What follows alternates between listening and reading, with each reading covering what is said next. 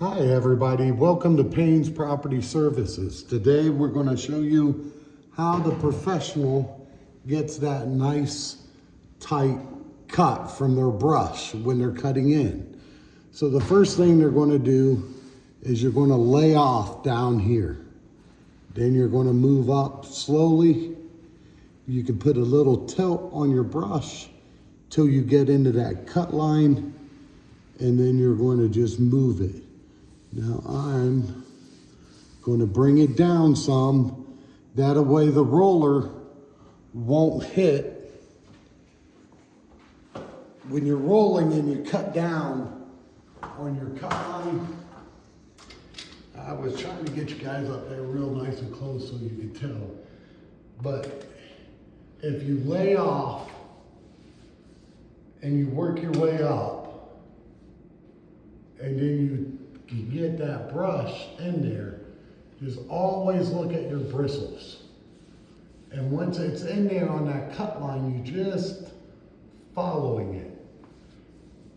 The things that most homeowners do wrong is they're wanting to get up in there, so they're thinking to themselves, hey, the wetter my brush is, the more paint I have on the tip right there, the better off I am. Not so. The more you have on there, the more you gotta try to lay off as you're moving up. You don't want it dry, but at the same time, you don't want it to where you're sobbing wet. And I think that people get on ladders. Some people may get nervous, get in a rush, or some people will just come straight here. Well, you don't want to do that.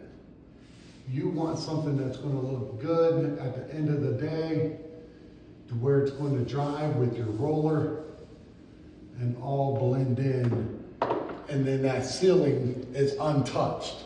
And you can sit back and say, look at what I did. You know, it's a nice smooth. I'm always watching my cut line. I'm not worried about my brush because I've done it enough. I'm just following that line. And if something don't look right to me, I just go back and I give it a second cut. You know, everybody's a painter. And I've noticed throughout my career, everybody believes they're a painter and they're like, I got this. There's techniques to everything. You know, when you go into a rehab home, you know, especially the guys who are in front of you that are muddy, you know, with you running across their mud, you have to make sure that they've already sealed it, that you get that brush wet, start laying off a little low, working your way up. That's letting the dry wall mud suck it in and letting you move on and glide it. So of course you're going to need more. But for a regular cut-in, you just want to keep it nice and smooth like that. You're bringing it down an inch or two. I think that's almost like 3 inches there. That way, whoever's rolling out later, they know right where they can stop. They don't have to worry about that ceiling. And you're going to do the same thing above your baseboards. You're going to cut about 2 inches. I always do, because I look at it this way. It doesn't take me that long to do a 2-inch boom and keep on moving. Get a lot of painters, hey, we try to torture each other sometimes, and we'll make it like that and say, roll it out. That's not really what you want to do. You want to make it up higher and do things. You know, I see these guys on their commercials. They're so great and they're so good that they'll get your house done in 1 day painting. I love them. I just think that they're the best scam artists in the world. 90%, well, no, I shouldn't say 90, but it is a good 60% of your job is prep work. And if you're not prepping it out right, then your job, it might look decent when you leave, but then it's going to go straight to crap and you get what you pay for. So unfortunately, we do have scammers in this world, and watch out for them. I think that's really all I got today. I mean, I will show you this about the corners.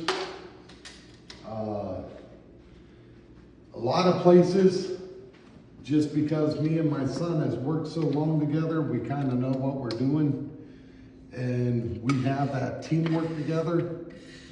If we have a new guy starting, I really don't know how he rolls. Let's move that out of the way. It looks like a cobweb. Huh. Go figure. Anyways, if it's a new guy, I'm going to bring him out like that. Make sure he hits everything. If it's me and my son, I'm sticking it in there. I'm going down. Smoothing my paint out so I don't have no runs.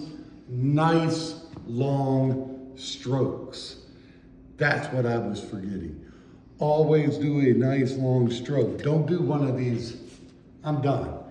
Take a look at what's happening right there. You're not done. You have a glob.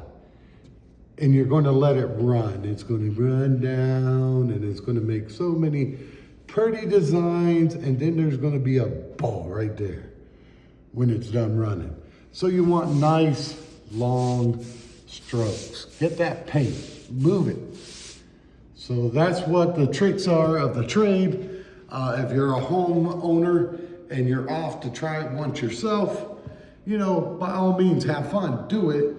Long strokes, start lower, work your way up. God bless, have a great day.